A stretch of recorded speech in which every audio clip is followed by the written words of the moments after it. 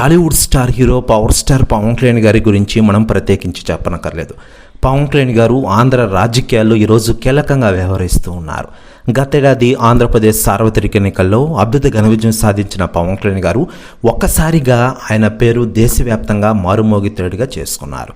ముఖ్యంగా ఈరోజు ఆంధ్రప్రదేశ్ రాష్ట్రంలో ఎన్డీఏ కూటమి అధికారంలో ఉందంటే దానికి ప్రధాన కారణం పవన్ కళ్యాణ్ గారు.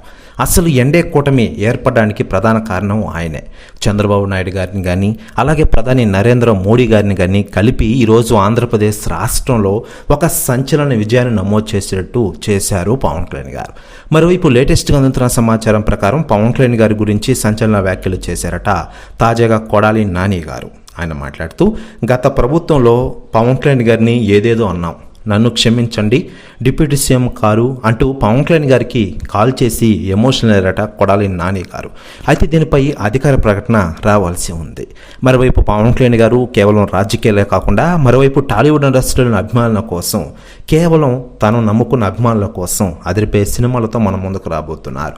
ఇటీవలే హరిహర వీరమల్లు సినిమాతో మన ముందుకు వచ్చిన ఆయన త్వరలోనే ఓజీ సినిమాతో రాబోతున్నారు. దసరా కానుకగా ఈ సినిమా గ్రాండ్గా రిలీజ్ కాబోతున్న విషయం తెలిసిందే. దీంతో ఈ సినిమాపై అంచనాలు రోజు రోజుకి పెరిగిపోతూ ఉన్నాయి.